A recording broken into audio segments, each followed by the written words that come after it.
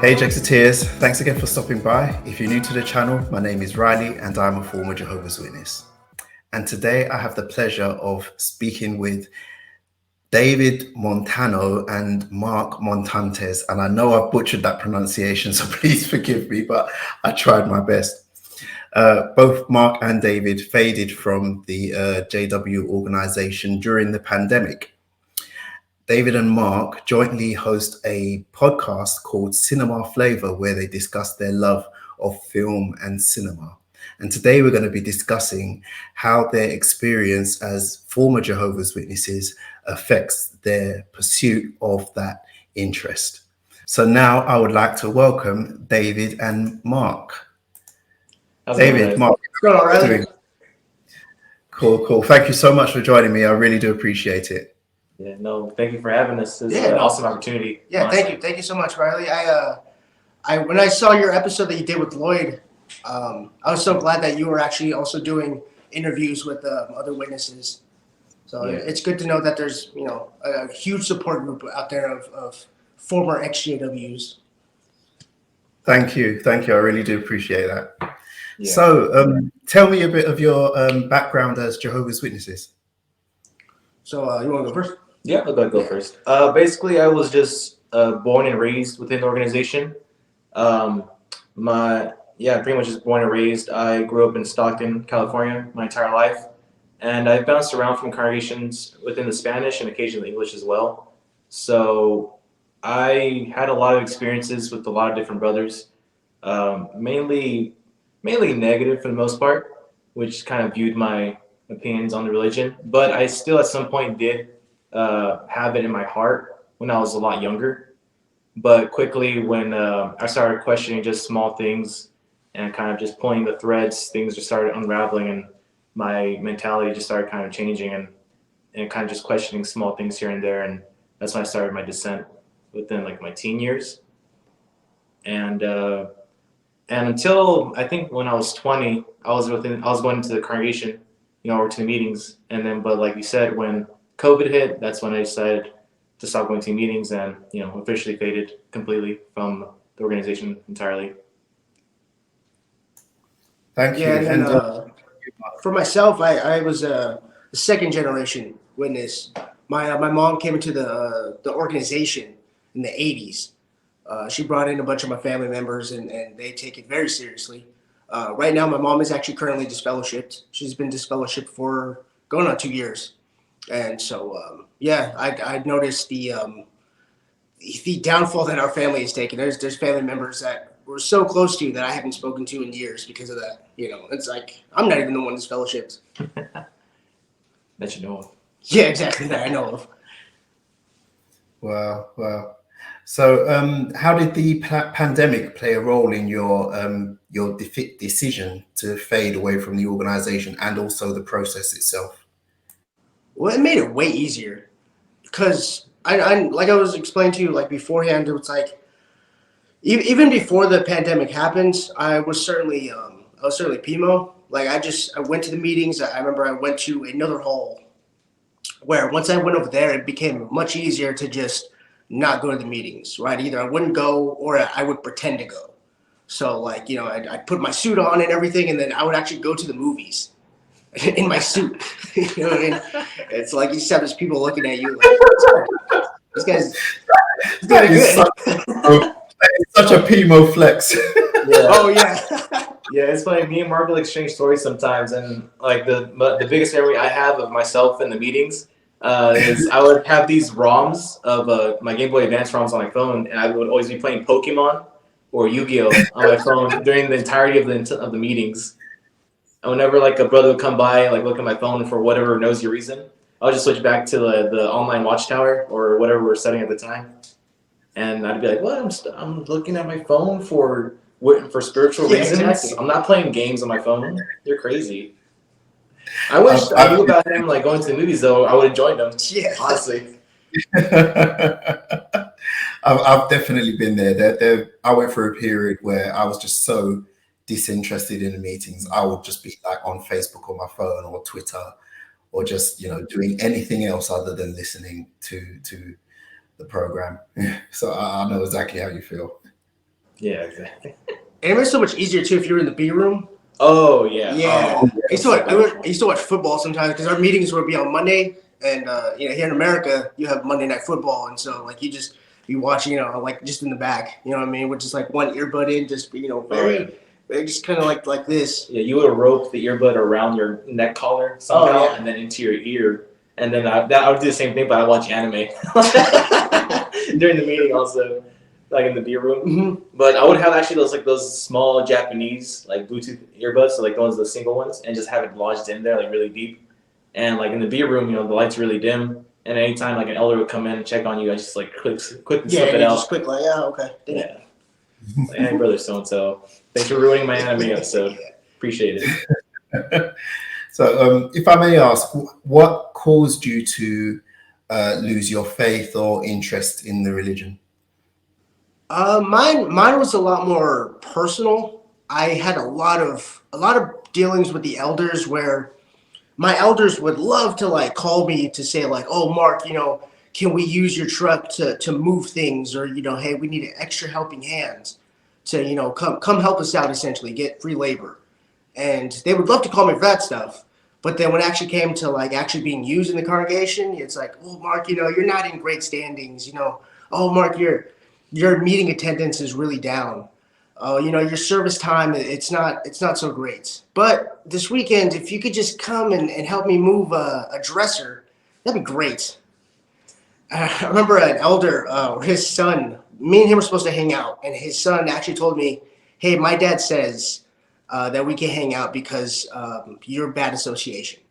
And I remember that same week, that brother called me to ask him if I could help him move his TV that he had bought from like Walmart to his house. And it was always such a hypocritical, like, you just never felt like the elders actually appreciated you. And it was just more of like the things that you had. What you can offer. Exactly. Yeah. Yeah. I mean, myself, it also started with very personal reasons, but it was just like pretty much my entire youth wasn't really like the best. Like, and so like, for example, my parents are going through a lot of hard times. They were fighting within themselves a lot, and they would have a lot of meetings with the elders. And every congregation we'd go to, they'd go to the group of the elders within like the first month or two, and they would divulge everything, trying to find help for their marriage, trying like the best to hold it together. And so having like a really rough home life, and then just it being more aggravated through the elders, like just giving them terrible advice, and then at the same time ostracizing us for trying to seek help. Like for example, like they would, like none of us were disassociated or had any bad standing, quote unquote, within the congregation, but no brother would want to go to service with us. No elder wanted to like give us any comments from the meeting, and like being like really young, that was like really disheartening. So it kind of got me thinking, like we preach a lot about love and appreciation within the congregation, but us who are actually trying really hard to find that love and to like do what quote unquote God says is right, and we are the ones who are being ostracized. When I personally knew a lot of young ones around my age who were doing like a lot of quote unquote terrible things, like they would smoke marijuana or like drink alcohol, and they were around like 14 to 16 years old, and they were sons of elders, and they would have their privileges. They would, have all these supposed, privileges that as we call them within the organization, to do, whatever, microphones, and then they would have like this idea. They would be like put on this pedestal, like, oh, look at brother so and so's son. He's a great example. When honestly, I heard about last Friday night when he got blitz drunk, puking in his dad's bedroom, and I'm over here struggling spiritually. I'm trying my best to do everything. I read the Bible. I do all this good stuff, but no one wants to even look in my direction. And they treated my mother like terribly after she went through the divorce with my father. They would accuse her a lot of trying to steal people's husbands and boyfriends and stuff. And it got a lot worse for her personally, just being a woman in the congregation, trying to raise me and my brother. And I, obviously I'm going to see all that, and I'm not going to like it at all because, it's my mom, and you guys are treating her horrendously for no reason. And then, all that like negativity that she was feeling, she would project onto myself and my brother. So, I was just getting screwed in every way possible because of the organization for the most part. and or I felt like the organization had a really big hand in that. So that personally just started my descent as well. Well, that's really horrendous. Yeah. That's really bad. Yeah, I feel so bad that you went through all of that. Not just you individually, but your families as well. That's really horrible. I'm not surprised that that is what shook your faith initially. With me, it was a similar thing as well. Dealings with the elders and seeing how terrible their advice is for life in general, but particularly in my case for marriage as well. Their advice was just absolutely rubbish. you know and instead of making things better, it makes things worse. Yeah, exactly.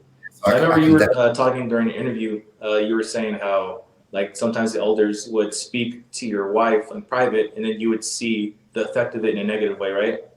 Like, oh, absolutely. yeah, Absolutely. Yeah. Yeah.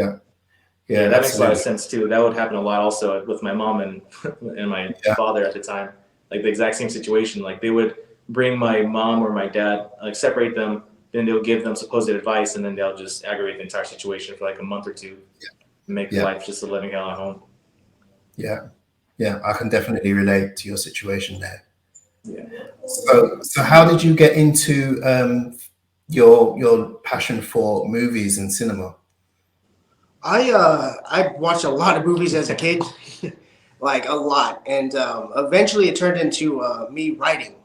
I had a blog for a minute where I'd go to the movies and then I would review something, and over the course of time, it got kind of boring. I didn't enjoy writing as much, and then eventually that turned into a podcast. We had a former friend who also joined the podcast, who we did the show at first, and and we're actually going on our third year next month of doing the show, and so that's really where it comes from. It was. I was like, you know what, this is much better to actually just sit down and have a discussion about movies than it is just Mhm. one me just doing it by myself, but also having my friends there so we could just joke and mess around and just have like inside jokes. It was great. Yeah, and I just joined up because he was like, he initially invited me like after like our former friend had joined up with him, and I was like, well, we hang out every weekend and we talk about movies all the time. We talk about our shows, anime. We talk about all these different things that we do on the podcast. Except we would just be doing the privacy of our own homes. Why not record ourselves and put it out there for people to enjoy? If that's what they like, let the populace decide what they want, right? Yeah. I just joined up because of him. Yeah. Now I'm stuck here. He's stuck by contract. He is stuck. Yeah, exactly. So are movies something that you were always interested in, even while you were a Jehovah's Witness? Oh yeah, yeah. Weirdly enough, that always played like one of the biggest problems was always like these guilt trips was liking certain movies and going to see certain movies, even if it was something that was okay, sort of. Someone always had something or had a problem with it. Like Nacho Libre. Oh, Nacho Oh Libre. yeah, don't watch it. Don't It'd watch be like Nacho a Libre. it'd be like a movie that was, like I remember I Am Legend. A brother, came up to me. I was like, I Am Legend. It's they're zombies. And I'm like, no, they're not. And it's like, okay, well, now Mark, you're being really, you're being defective or whatever. Defensive. Defensive. There we go. It's like there's nothing wrong with it. You just made up this ideology about this movie that you haven't even seen. You heard it from somebody, and now you're trying to counsel me on it. Yeah. Music was always the biggest one though. Oh yeah. With me, I grew up to be a really big like heavy metal fan, so I listened to a lot of Metallica, and the brothers would always call me in about something. Oh Mark, we saw that you went to a concert. It's like this music is really bad, and there'd be a lot of times I would defend it. I'd be like, well, show me it's bad. Tell me what is it that you see that's so wrong in it. It's like, well, there's satanic imagery in it, or they're talking about violence. It's like, show me in that, like you're generalizing my genre of music, and you're not giving it like any chance to listen to it. You are assuming that because you saw something, and that was one of the big things that I was like, you're not going to give anything a chance. That's really kind of bothered me.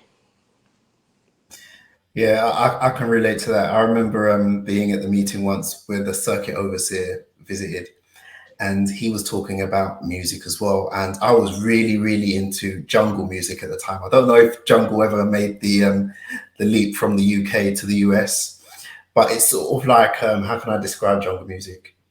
It's sort of like drum and bass, but heavily influenced by R&B and reggae. So I was really into jungle music at the time, and this circuit overseer mentioned jungle music in his talk, and he was saying how bad it was. And he said that he couldn't understand a word that they were saying, but then at the same time, in the next sentence, he said that it was promoting bad things. And I was like, how do you know what it's promoting if you didn't understand what it was saying? Right. Well, he was speaking tongues, That doesn't obviously. make sense. It doesn't make any sense whatsoever. Yeah, exactly. You know, a lot of it is just people, you know, projecting their own personal preferences and using scriptural principles as a way of reinforcing that, when really it's got nothing to do with anything. Yeah, I always thought about like it just being another way to control like an individual on the even on the smallest scale, because that was also another thing that I kind of like was also edging me towards being a PMO. Was I was always like really friendly. I had a lot of high school friends, but I could, you know, obviously never hang out with them after school, or else I would get, you know, some sort of negative repercussions out of it, because, you know, obviously we're not supposed to hang out with anyone that isn't a witness. But I always had this one friend who was like really intelligent, and he was like giving me a lot. We would like have a lot of interesting conversations. And one day he just like, and we always joke around with each other, but one day he just said flat out like, "Dude, you know your religion's like it's a cult, right?" I was like, "What? No, it's not." He was like, "Yeah, dude," and he literally just like pulled up like this like the list of requirements, or like descriptions of what like kind of a cult entails, or what it does to like a person or a group of people. And like literally every word, it was like or every like group or section, I was like checking off the boxes in my head mentally. I was like, oh shoot, I might be in the cult. Yeah, it's like, especially like that idea, like whenever we'd be in the assembly, the district assembly, like they would have like just the dumbest things to talk about. Like they would say, oh, why is chess bad, or why is a laser tag bad? Because it encourages tactics of war, and then it encourages you to kill each other. I'm like, whoa, how did you leap from a simple game of laser tag all the way to wanting to kill each other? That was just like the furthest stretch I've ever seen. And then I started translating that to them just wanting to control us as much as they possibly could in some way or form, I guess. Absolutely. I got counseled for playing laser tag myself. Me and my brother and a couple of friends, we went and played laser tag, and we had an elder come around to my house to talk to us about it. I was gonna say, I remember there was a friend of mine had the same thing. He actually paid for a bunch of people to play laser tag, and he got everyone together, and eventually one of the elders like came up to him, and I don't know if he ever got his money back, but they really guilt tripped him into like, you're gonna bring the younger brothers into to come play laser tag, and it's like, you know better. How dare you? Wow, geez, okay. Yeah. It was exactly the same. I had exactly the same experience, because one of my friends that came with us to play, he was a lot younger than the rest of us. So it was seen as us being like a corrupting influence among the young ones in the congregation, and that made it all the more serious. Oh yeah. Oh man. Yeah. You probably were. No, I was kidding. So I gather that you weren't able to pursue your interest in film and cinema to the extent that you would have liked, because of the dictates of the religion that kind of held you back in some way. Would that be fair? I like growing up, I always wanted to play sports. I'm still a huge sports fan, and so like I would play basketball. And I would actually go try out and make the team, and then immediately I would have an elders meeting, right? And the elders would always be like, Mark, what time are the games? What time is practice? And of course I'd be like, well, I don't know. We just started. It's like, do you think maybe it might be on a meeting day? It's like, what if you have to? What if a game lands on a Saturday? Are you going to be able to go out in service and then go play? It always became this. So I was like, okay, well then I won't play. Okay, at the time I'm like, yeah, I appreciate that, brother. You're looking out for me. Eventually, I was like, okay, well, I'm not gonna play, but I do love at least talking about sports. And I used to actually call a radio station all the time. It was here in California. It's called KHDK. It's an AM radio station. And eventually I told people at school, I was like, I used to call into this radio station and kind of give my like 2 cents on some type of topic. And one of the teachers there was like, we have a media class. You could go over there and actually learn how to, be a broadcaster. And so I was like, perfect. And so my senior year of going in there, going to do that, eventually I actually get a chance to actually go to school to actually learn to be a broadcaster, like after high school. Eventually the elders tell me, hey, you can't do that. And this school actually had an opportunity where I could actually go do, there's a football team called the 49ers here in California, where they actually have like an internship where you go over there. And same thing, elders come, talk to me. It's like, Mark, what schedule do the 49ers have, right? Sundays. They play every Sunday. That's your meeting day. What about Thursdays? That's your meeting day as well. And so eventually I was like, okay, I'll turn it down. Turned it down, same thing. You just realize like slowly it's like any option I would have, it always turned into some type of counsel. And it got to a point where I was like, well then what am I gonna do? Am I just gonna work in a factory somewhere? Like this, it's like I'm trying to do something I like to do, but then immediately I'm told that, because of the time it'll take away. It's just, it's not gonna work. Immediately it becomes something that's just no. And it was really discouraging. Yeah. And for me, like like my main things that like also like I really, really wanted to do was pursue academics, writing, and I loved reading. So those three things were like the brothers had a real big problem with, because of course, if you do really good in school and you love school, what are you gonna want to do? You're gonna want to go get best grades you can, do as many extracurricular activities in high school, so you could go where? So you could go to college. And they really want you to push you towards getting some sort of just some sort of small like certificate or some sort, just for you to get in school, get a okay job at best, get out, and then pursue the rest of your life with the organization, doing I don't know like 40 hours a month in service and having a full-time job at the same time. But for me, like I really, really loved like doing academics, like everything they had a problem with. My reading, I would read honestly like one book a day, like of like a young adult series called the Percy Jackson series. I don't know if you heard of it, but I have heard of it. Yeah. Like when I was first introduced into it, I read one book a day, and like my mom had a real big problem with it because the book is based off Greek mythology, and Greek gods, of course. So like they got to me right away with the polytheism. And that was a big issue, even though I knew it was fake and it was just fictional. I was like, no, it's just an interesting story. Like, well, tell me, are there demons? Are there gods in this thing that people worship besides Jehovah, the one true God? I'm like, well, yeah, but I mean, it's like a fiction. You're using it out of context. You're like, no, like that's not out of context. It's wrong. You should stop reading. And so I was like, the same way as Mark. I was like, okay, fine, I'm gonna stop doing something I love because the elders say so. And of course, academics I'd already given up on a long time ago. But then my writing was like I still write on occasion to this day, like just some like poetry here and there, and also like I'm still like working on this little book. Eventually, hopefully, I could make it into an actual novel eventually. But like that was also a really big problem because the way I would use writing was as an outlet, because also of course like the elders would discourage therapy for me and a bunch of other like young brothers who had a lot of problems. And they would say, like, why are you looking outside the organization for help?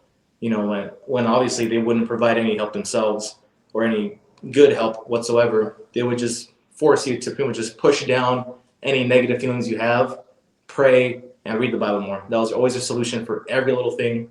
And I had actual things that needed to be taken care of. But of course, like I did therapy for a while, but then I quit. So then I just started using my writing as an outlet. And my mother, she found my booklet where I was writing the poems initially. And oh dear God, she had a huge problem with it because a lot of the stuff I was writing was about the religion itself and how it was like trapping me in. I felt so caged and on this or that. I'll use a lot of references because it would make me feel very angry. So like my writing was very angry, and that she had a big problem with that, and that was discouraged heavily as well. So literally felt like I had no outlet. I couldn't do therapy. I couldn't pursue my academics. I couldn't read like how I wanted to. So I was just trapped in a religion where all I was supposed to do is read the Bible, preach, and rinse and repeat. That's it, pretty much. Oh yeah. That is so sad, Yeah.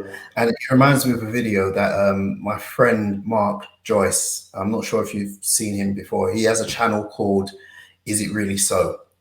And I interviewed him on my channel as well. He had a video all about how the religion really stifles human potential. It tries to fit you into a mold, and any kind of talent or ability that you have that doesn't fit in that mold just gets suppressed and squashed. And it is such a shame, because how many, doctors, scientists, philosophers could there have been if there was no such thing as the Jehovah's Witness religion? Think of all the people in the congregation, in the congregation worldwide, who could have contributed so much to this world, if not for the fact that there were Jehovah's Witnesses. It's the world has lost a lot as a result of it. Oh right. Definitely. Yeah. Yeah. And it's funny though, also, like, I think about that as well. And also I think about how many people would be just a lot more happier without the organization, just in general. Not even like you make a good point saying how many doctors and academics you would have, but also just sheer happiness. How much happier would it be in general if we were never introduced into this thing Exactly. we call the organization? It is crazy, man. I've been getting in contact with a lot more people who are disfellowshipped that I grew up with, who have either left or, like I said, they got disfellowshipped, and all of them, I have a conversation with them, and it's just like they haven't talked to anybody in the span of the time they've left, or they have some type of problem it's causing depression, anxiety. It's like this religion really does just take a little piece of you, or big piece of you, really, and it's like they have no one to talk to. It's like they're either going through some type of existentialism where it's like they don't know what to do anymore. It's like they don't want to go back, but they certainly don't want to be in a situation where they're lonely. And it really sucks to see like these people just trying to figure out their life and really having to question stuff that they've never even thought about in probably their entire lives. Yeah, absolutely. I mean, it's something that I've spoken to many people who have gone through exactly the same thing. I mean, leaving this organization, it really causes a huge identity crisis. For the first time in your life, you have to decide who you are, try to figure that out, who you are, who you want to be, what you want to do with your life. And some people are doing this in middle age or towards the end of their life. And, when you do finally figure all that out, you're so far behind where you should be, and where people in your peer group already are. And it's a real shame, and it's a really difficult thing to go through. It's extremely difficult. Right. Yeah, and it also sucks to like you were saying, it sucks to see like your peers where they're at in life, and then personally myself, I can't help but compare myself to them. Like my friends I see sometimes from high school on Instagram, like they're like traveling the United States, like going to different like colleges just for different experiences, and they have like a free ride pretty much for their academics, because they did just that well in school, and they are that good in sports. And I can't help but think, I probably could have been the same way. I could have gone, had a nice experience elsewhere. I could have grown as a person, as an individual, going to like these different colleges and experiencing all these different things. Like, yeah, sure, like you could make an argument that college is nothing more than a party experience, but also, like since I felt like I would have taken my academics like a lot more seriously, it could have actually been a growing experience for myself personally. And then just seeing someone else like have like that position, and I can't help but feel really bitter towards the organization for taking that away from me, quite honestly. Yeah, no doubt. I've had a similar experience just this morning, actually. I mean, this past week, I've had a really, really strenuous week at work. Last night, I was just so physically exhausted. I was just wrecked. I went to bed really early. I woke up really late this morning, and I woke up and I wanted to go to the gym, but I just couldn't because I was just too tired. So I decided to stay in bed. But then I started feeling guilty for staying in bed. And I know that the reason for that is because we were kept so busy as witnesses. We always had to be doing something, and taking time out for yourself to either recuperate from a strenuous week of work or, for self-care or whatever, it was seen as being something selfish to do. Exactly. When, like, why are you going to take the time to take care of yourself when you could just pray? Right. Exactly. And even though, I don't believe in the religion anymore, that residual sense of guilt is still there. So when I'm taking time out for myself because I need it, I actually feel guilty for doing that. And that makes me feel resentful. I feel really resentful for that I can't look after myself in the way that we all need to from time to time without feeling guilty like I'm doing something wrong. Yeah, that makes sense, honestly. Yeah, I was gonna say I have a friend. She disassociated. I remember her telling me that she was like she felt guilty because of all the free time that she had.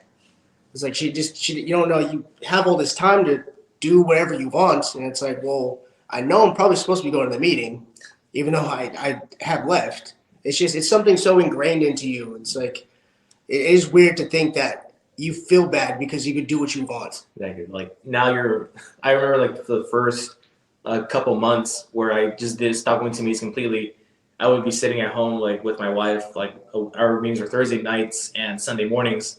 So I would just be sitting in my bed and be like, wow, I would be wasting my time right now in the Kingdom Hall, but now I have just so much time to do nothing. Also. But yeah, it's kind of a trip just to think about all the free time you have to like do in my case, I have time to read now, which is amazing. I love it. It's like just the fact. I don't know if you've seen this episode of the Twilight, like the old series, where there's this man who like survives a nuclear like a wasteland, and he's like, yes, I have time now. I have time just to read. I like felt like him for like a couple months. Just that sense of joy. That was also for me one of the first differences that I noticed when I stopped going to the meetings was how much free time that I had. I literally did not know what to do with myself from 1 hour to the next. The days just seemed to last forever. And that was the biggest noticeable difference in my life from not going to the meetings anymore. So tell me about your podcast and how it all started and what kind of films you discuss. So, I mean, originally the process was we would go review a movie that was out in theaters. So, for example, like this week, we reviewed the Batman that just came out. And then also the Obi-Wan Kenobi trailer that just came out. That episode will be up within maybe the next 2 days. And so that's how we would do it. During COVID, though, we would do a lot of David would pick a movie 1 week. I would pick a movie 1 week. And we would just go back and forth. And it really does open up to see a bunch of films I had never seen. My friend David here got me into like a lot of anime.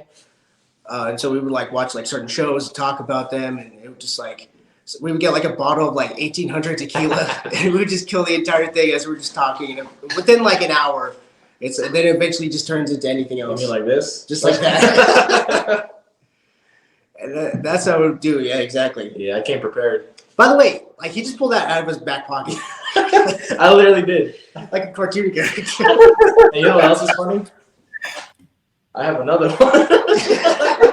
He pulled that out like a Russian nesting doll. He pulled that out of the other box. No, it's like Buddy just having this small little pocket, just a little butt thing. Yeah. That I just reach my entire arm in there and just pull it out. Just pull out the just pull it out the ether. Oh, Jesus Christ. I haven't seen that yet.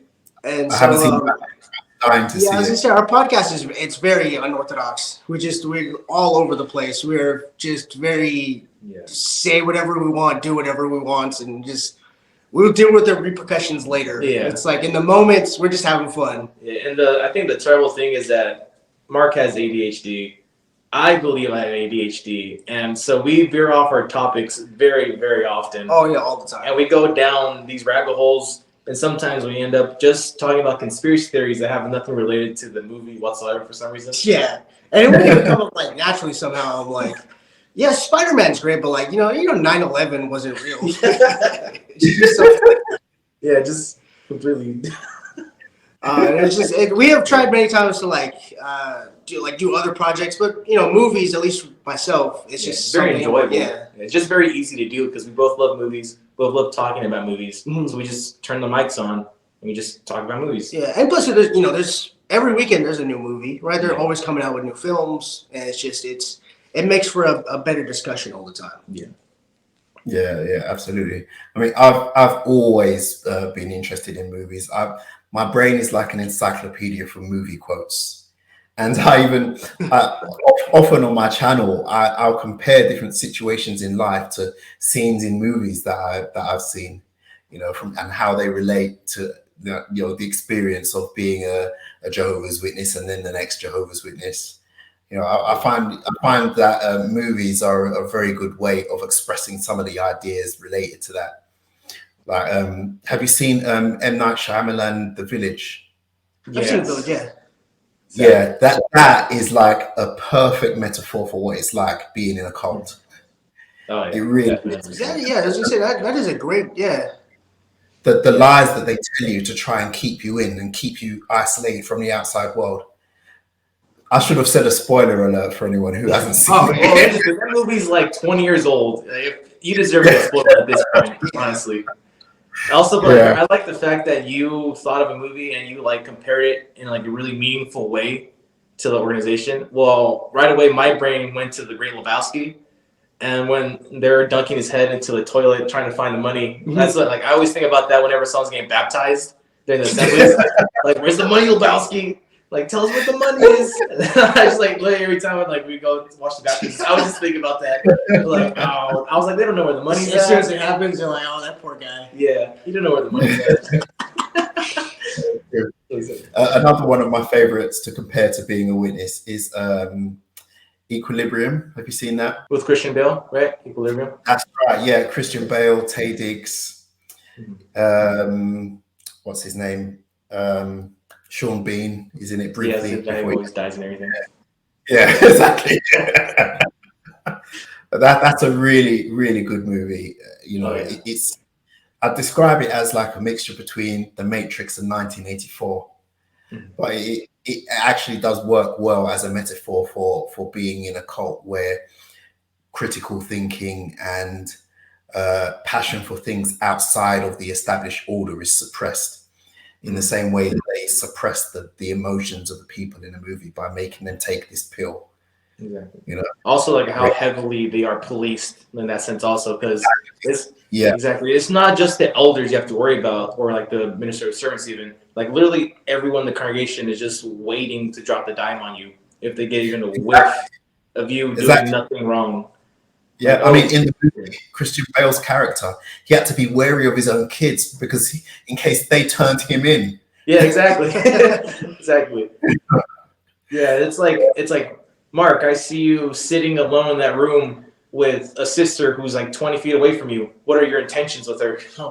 If you were 30 feet, it'd be okay, but no, 20 feet, we know you're trying to do something. Even though she's 20 years older than you, what are your intentions with this woman, Mark? And then I would rat him out to the elders, and then we would all have a committee meeting right away to see these disfellowship immediately. Honestly, that's happened. Like I do that as a joke, but that's honestly happened in my congregation like once. It's definitely happened to me. Yeah, I remember crazy, once. isn't it? Yeah, it's crazy. I was when I was 13. I was hanging out with a friend of mine who was much older than me. He was probably in his early 20s. He's probably about 10 years older than me. And he was seeing a sister at the time. So the three of us were hanging out at his apartment. And then he'd run out of drinks or milk or something. So he was like, oh, I'm just going to pop down to the corner store to get some milk. And he was on his way out the door and then he stopped. And then he came back and he goes, I'm sorry, I forgot. I can't really go out and leave you two in the apartment by yourselves. I was 13. I was 13 years old, and this was a woman who was she was even older than him. He was like 10 years older than me, and she was like 2 or 3 years older than him. She also had a child. So she wasn't like she wasn't a young girl. You know what I mean? So Was it Betty White? It was Betty White, wasn't it? it wasn't Betty White. Okay, you signed a paper that it's not Betty White. Got you. All right. I was gonna say I had something similar sort of happen like that. So I had a you have people you call your spiritual parents, right? Your spiritual grandmother or something, right? Oh, Yeah. And so this sister was somebody I was very close to. I was very close to her husband. He was an elder who really kind of took me under his wing. And at the moment, she had lost him, like he had passed away two years prior. That same year, she lost her dad. And I hadn't seen her for a little bit, so I went up and I gave her a hug, and we hugged for a good couple seconds.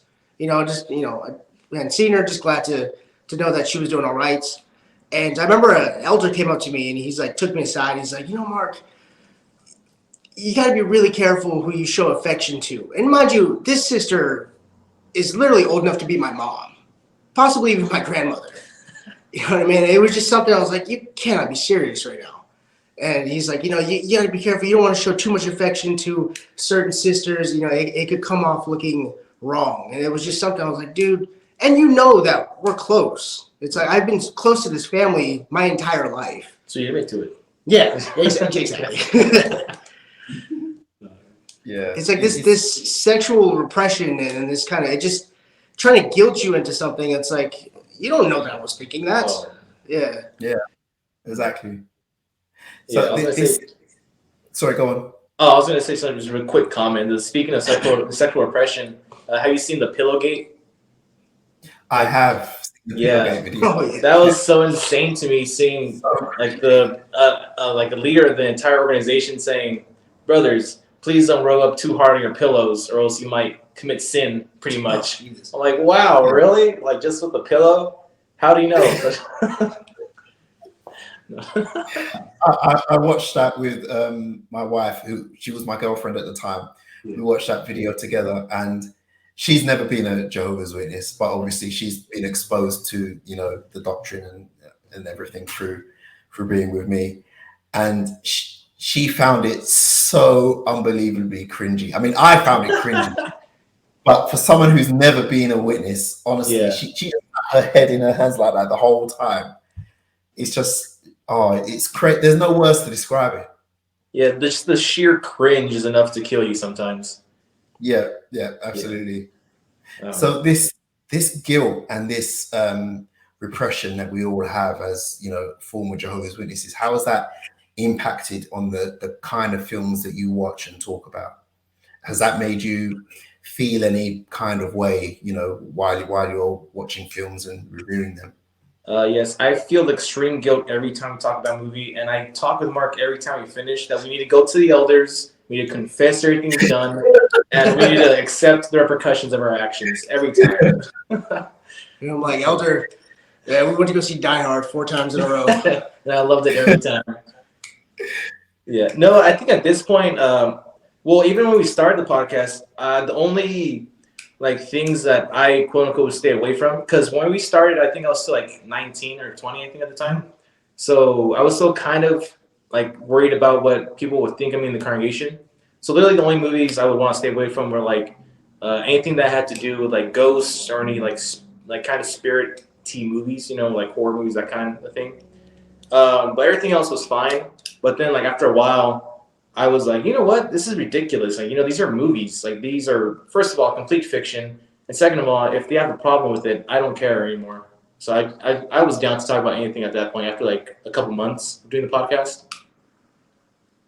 But, yeah, I was going to say, for myself, we got lucky, honestly, because when we started the podcast, we were still very much into it, or at least in the religion. Mentally, not so much, but... I always was waiting for that conversation to happen. It's Mark, we hear you have a podcast. We hear that you're reviewing movies, and mind you, one of our former guests, his dad was an elder. He was a ministerial servant, so he was also reviewing these movies with us.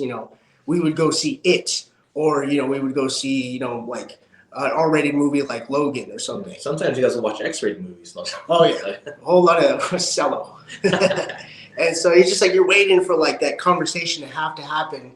And we're thinking, it was like, well, I'm not going to stop doing this. You know, it's like it got to a point where I was like, I've been told not to do things, not to pursue certain things that I like to do. It's like this, for once in my life, I'm going to stand up. And I'm going to say, I'm going to keep doing this. Yeah. And like I said, we got lucky. We never had that conversation. But yeah. And also, actually, come to think of it, like there was a period of time when Mark was like actually like really like, he was just, I think in general, like he seemed to be worried that me and like the other co-hosts were just going to like stop being friends with him altogether. And we're just going to like and just go completely, you know, ISO, go back to the organization wholeheartedly. And he would always tell me like, listen, man, like if at whatever point you can't do the podcast anymore, just let me know our feelings, you know, like even if we can't hang out no more. And I'd be like, whoa, like where is this coming from? Like, what are you talking about? You know, and then after he told me like a handful of times, that kind of made me realize to the point of how this organization would make me choose, like if it came to that, between one of my best friends, like a man who was like a groomsman at my wedding, make me choose between him and the podcast, or an organization that's done nothing but hurt me in every way possible. You know, obviously I'm gonna choose organization over this man every time. That's obviously because you know you go to paradise. Exactly, yeah. Paradise. You know, I'm gonna see all the people I hate in there. It's gonna be beautiful. It's gonna be great. And when I realized that that's the choice that eventually would be presented to me, like if the brothers had wanted to care at all whatsoever, then that would be like a no-brainer for me. I automatically gotta choose my friend, you know, over it. And that's when I kind of realized, like, oh, okay, I'm done with this organization 100% now. So we're good there. Yeah, I can relate to that. I mean, I've only just started watching horror movies. Seriously, I watched Harry Potter for the first time. Christmas just gone, so just last December. That was the first time I'd ever watched Harry Potter. My wife really likes horror movies, and she's been trying to gradually get me into them. But it took a long time for me to feel comfortable to sit down and watch. I think the first one I watched was like Interview with the Vampire. Oh, Tom Cruise. I watched that for the first time. I just watched that for the first time 2 weeks ago. Okay. Yeah, so me and you in the same boat. So yeah, like because even though I've watched a lot of shows and movies, there's still a lot more movies out there that we were told not to watch. You know. So I'm still playing catch up a lot. Yeah, me too. I'm definitely playing catch up. I mean, my wife loves the theater as well. And today I decided that I'm going to watch Wicked. I have a list of things. I call it my bucket list. my Jexit bucket list. It's a list of things that I want to do that I couldn't have done when I was a witness. I'm going to add that to the list. I decided this morning I'm going to add that to the list. I'm going to go and watch Wicked. Go see Wicked finally. That's a good pick. Yeah. But I was gonna say, like, growing up, man, I loved horror movies from like once I was a little kid when I had seen Ringu for the first time and I seen the Third Exorcist. I was like, and that was an itch. I was like, I need a scratch. Like, I love just being scared and the paranoia it brings of like it makes you afraid of your own house and your own surroundings. It's like I've been chasing that with all horror movies that I watch. And that means the devil's inside you. Yeah, exactly. Yeah. Actually, funny enough, I always like remember this randomly at times. You know, obviously my mom and my dad were never cool with me watching spiritual movies, like I said before. But my dad was really weird. He introduced me to a lot of things that, you know, in the Joel's Witness organization, you definitely should not introduce your 5-year-old son to. Like, I don't know, I think I was like 5 or 6 at the time. This man took me to the local library and we checked out the Lower Key of Solomon. Do you know what that is, Riley? No. Yeah, it's supposed to be like this book of the book King Solomon wrote to summon angels and demons, like the ways to summon them, the spells and all that stuff. And my dad was the one who like introduced me to that stuff. And he like pretty much like showed me through the book, like, listen, this is the stuff we're not supposed to be doing. Don't you look how cool this is and how interesting this is. This is wrong. I'm like, okay, I'm a 5-year-old. You're showing me how to summon the demon right now. Cool. Thanks, Dad. And now, like how Mark said, you know, I have this constant itch for the supernatural. I'm always like, I always, you know, I grew up supernatural because, you know, first of all, I'm Mexican. So, like, you know, we always have that extremely irrational fear of the supernatural. no matter how illogical it is. I know it's irrationally illogical, but I still have that fear sometimes when I hear just like a random bump in the night. I'm like, oh, who's there? Kukui, is that you? Finally come to take me? What I always love about that is like if you summon the demon, what do you like? What is he supposed to do? In the book, it says He just shows up like, what's up, man? Like you just called him. Yeah, if you want a bigger, there's a specific demon you can summon for that. Oh, yeah. like so when he shows up, he's like, oh, awesome, you did the thing. All right, Yeah. cool. You know. Oh, no one's been stupid enough to do this for 100 years. Yeah, no, I was just assuming like what's up. But yeah, I just thought that was funny that my dad was the one who like introduced me to that, and then after that, like he would get upset when I would start looking up things like related to like the Gregorian Maximus or something like that around those lines. You know, the Lesser Key of Solomon, the Lower Key of Solomon, the Greater Key of Solomon, all those kind of books. Like I was always interested after that point on, and my dad was like, I don't know where he got it from. Like okay, like all right. As he's hiding the library tag. Yeah, exactly. As he's hiding the receipt from the library. He's like, oh, I'll take this from him and I'll give it back in like 3 days. Yeah, exactly. So I blame my father for everything. I know exactly what you mean. I'm still trying to get over that fear of the supernatural. I mean, I don't believe in anything supernatural at all, but I'm still trying to get over that fear, even though rationally I know these are just stories, and stories can't hurt you, whether they're words in a book or moving pictures on a screen. They're just stories, and I know that in my head, but down here I still have that fear. But I guess I'm giving myself exposure therapy by making myself watch these movies, and I've enjoyed a lot of them. A lot of them. I was gonna say it's always hilarious when I see people get scared of certain things, like a Chucky doll, and it's like, oh my god, it's Chucky. It's like, yeah, but it's a doll. It's like you don't get afraid of like a lightsaber, a toy one. You're like, oh no, that thing's really hot. Don't touch it. It's like no, but the doll is real. Don't you put That's a really good way. That's a good way of looking at it. Yeah. So, what are your future plans for the podcast?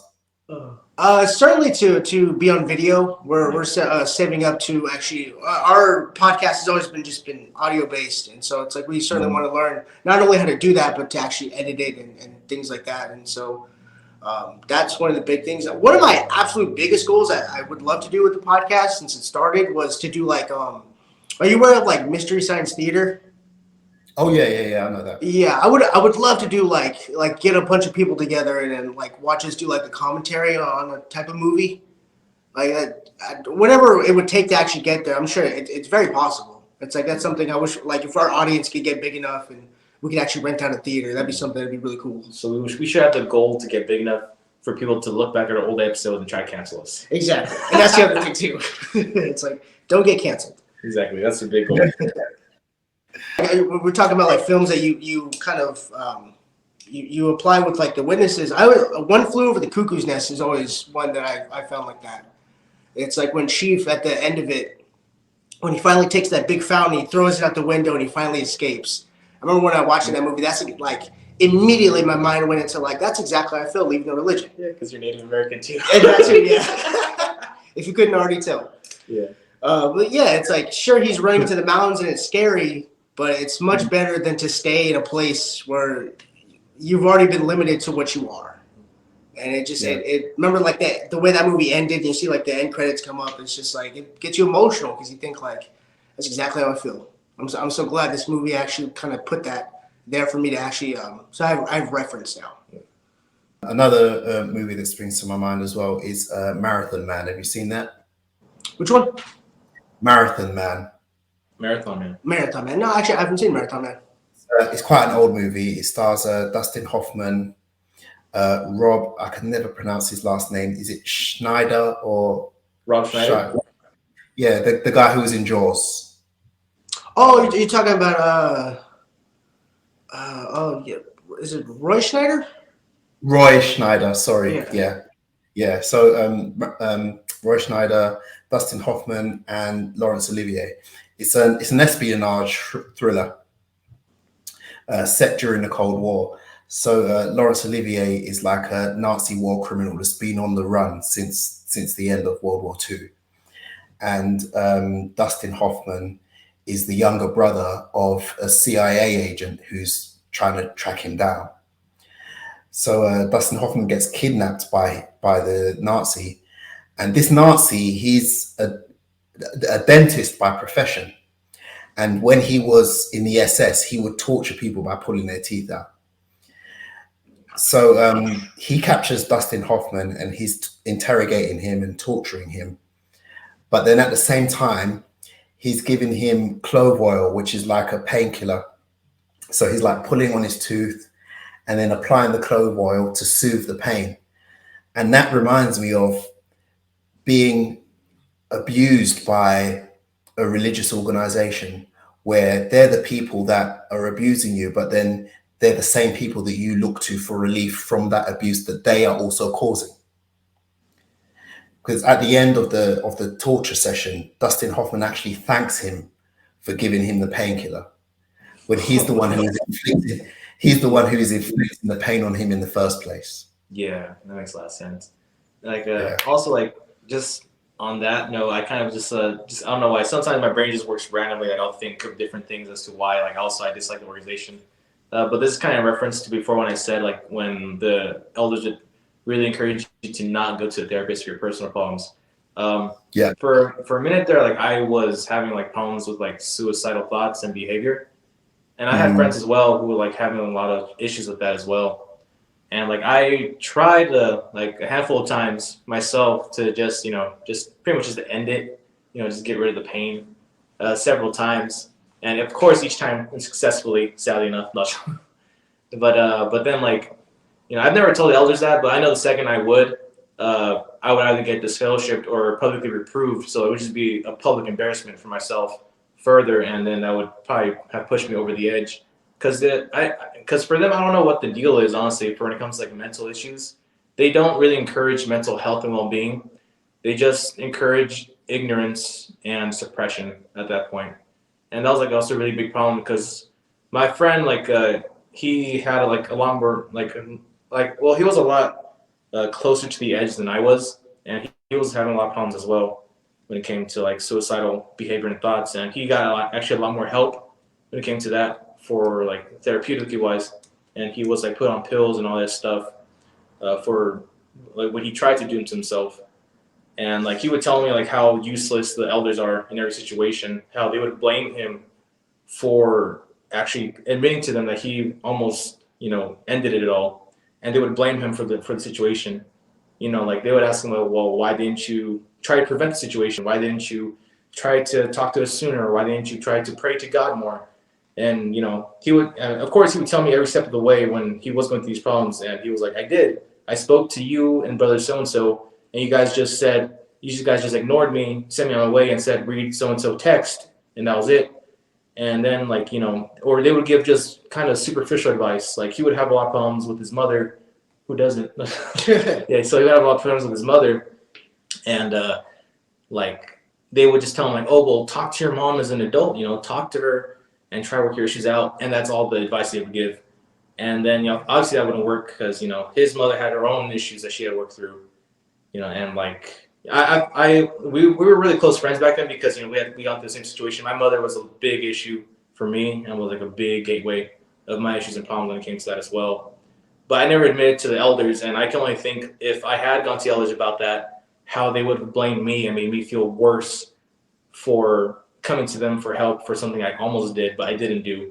But they just guilt tripped him so hard that I was sincerely disgusted with like the elders that were part of that group and that committee, who were like just guilt tripping him and writing him so hard for what he had done or tried to do anyways. That's so sad, and I'm really sorry for that you went through that experience as well. But what you said is absolutely right. And on one hand, I can be sympathetic with the elders because they're given these responsibilities. Basically, they're given the responsibilities of a counselor when they have no training or relevant experience whatsoever. None whatsoever. And I'm sympathetic to the good ones, the ones who genuinely do want to help, because it's as if they're working with one arm tied behind their back, because they've got to follow the rules of the organization and they're limited by their lack of knowledge and expertise. But then the ones who aren't so good, the ones who are abusive, they really do use it as an opportunity to just wreak havoc on people's lives, which is unforgivable as far as I'm concerned. And they just find an opportunity to just talk down to you as much as possible as well, in my experience anyways. Yeah. Yeah, I was gonna say, like, growing up, a lot of the elders that were in our hall, they were very, they were raised very old fashioned, right? It's like, for them, it's like mental health it's really on you. And it's like, you're probably, it's because, you're not studying enough, you're not taking care of yourself. And it's like, they were always taught to, suppress the emotion. It's like, distract yourself with something else. Distract yourself with preaching work, things like that. And it's like, well, it doesn't work that way. And of course, growing up, you think like, well, yeah, I guess it is my problem. I'm not going out in service enough. I'm not doing my personal studying is really bad, but then eventually you grow up and you realize, oh, it's not that way. Me and my mom growing up, we had a terrible relationship. She suffered with alcoholism really, really badly. And it's like, no one taught her how to actually address the problems that she had. It was just always, she needs to stop drinking. She needs to pray more. I remember there would be times where, like, I would leave the house because she had just been so drunk, and I would go call an elder to see if I could go stay with him.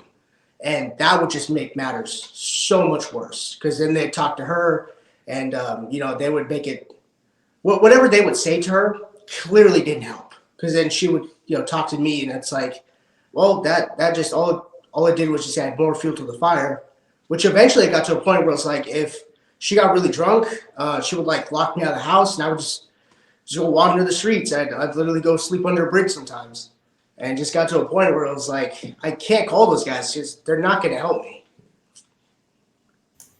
That's awful. I'm so sorry you went through that.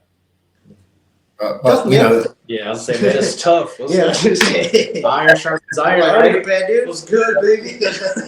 It is so heartwarming to see that you've gotten over all of those difficulties, both of you, to be where you are now. And the great thing is too, it's like me and my mom, our relationship it's getting a lot better, and it's getting a lot better because once she got married, and her husband is very supportive of her, and he actually helped her get into AA. Actually went to one of her meetings 2 weeks ago, and she's now been 3 months sober. And it's like, this is the first time in her life, man, that she's actually addressed some of the childhood trauma that she had. A lot of the trauma, the fact that, like, she raised me by herself. She had no real supports, a lot of anxiety. My grandparents died when I was very young. That was the only people that really helped her out. And it's like, she's done a lot better now that she's been disfellowshipped. And I see this whole thing of, like, she keeps talking about going back, but she hasn't made the move to. And I think she doesn't want to. And I think maybe she's afraid to say that she doesn't want to, but I see how much happier she is. Like, even when I go to her house now, it's so much nicer. Everything's clean. It's like they together as a new married couple. It's great now that she's not a part of the religion. That's fantastic. That's fantastic to hear. And yeah, I totally agree. I mean, I feel that since being disfellowshipped, I'm a much happier person, definitely, without a doubt. And I hear the same from others as well. Oh yeah. It's just such a weight that's just lifted off your shoulders. Like, I don't have to worry about every aspect of my life and worrying about someone misinterpreting what I'm doing and then being in trouble with it and not being able to, I don't know, just pretty much getting in trouble for everything in your life. You don't have to worry about that anymore. Yeah, absolutely. And weekends. Oh yeah. Thank God for the weekends. We have weekends. I can actually enjoy them. Oh yeah, dude, it's so much better. Yeah. I remember I had a job where, like, I would work like 50 hours a week sometimes. Oh, Medline? No, not even Medline. It was when I was working at Eagle. Oh yeah. And I remember I'd be so tired, man, because I would make roof tile, and essentially it was almost like you're making brick, right? You come home, you just be dusty. You have just all kinds of particles that you've been breathing in all day. It just makes you sick.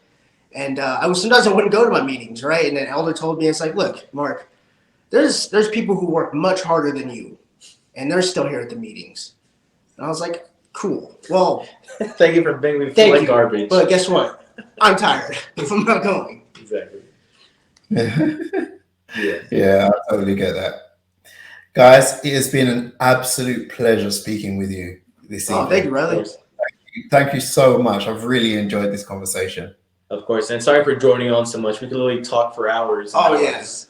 Oh, no, We're talking to two great. people who are unbagging about 20 plus years of this Yeah. religion. You know? Exactly. It's all part of the process. It's Yeah. all part of the healing process. Exactly. So, And we thank yeah, you, of course, for the opportunity to be able to voice, our personal experiences on here as well. Yeah. It's been very therapeutic, honestly. Oh, it's my pleasure. It's my pleasure completely. Thank you so much. So please tell me where can people see your podcast or listen So to your you podcast? go to @Cinemaflavor on social media. That's our Instagram, Cinemaflavor, one word. TikTok, Twitter, that's theirs. And then if you want to actually follow the podcast, we're on Spotify, Cinemaflavor, Apple Podcasts, and Google Podcasts. That's where you can find us. And then we're also on some like Podcast Bean, if you maybe don't use some of those streaming sites. Great. I'll be sure to include a link to all of those in the description. Thank you so much. Appreciate it. I'm already following you on Instagram. I didn't know you were on TikTok. I will follow you on TikTok right now. Oh yeah, just say Cinemaflavor. It's the same @handle for Instagram. Yeah. Same thing, one word, lowercase c. Excellent. Good. Well, thanks again, guys. All the best with your podcast. I wish you all the best of success. Oh, thank you, Riley. Thank you so much. And we're very glad to have you on, and hopefully you meet many other witnesses who left and follow along with your show. Thank you very much. And thank you, viewers, for watching. I really enjoyed that conversation. I hope you enjoyed it just as much as I did. If so, please remember to click the like button and leave a comment to tell me what you think about it. And if you haven't already done so, please subscribe to the channel with notifications so that you're alerted whenever I post new content. Please proceed to the Jexit in an orderly fashion, and I'll see you in the next one. Thank you so much for watching to the very end of the video. If you haven't already done so, please like, leave a comment, and subscribe to the channel. If you like my work and want to help me continue doing it, please support me on Patreon at patreon.com/Jexit_2020. And with that, I'd like to sincerely thank these very special patrons who make these videos possible.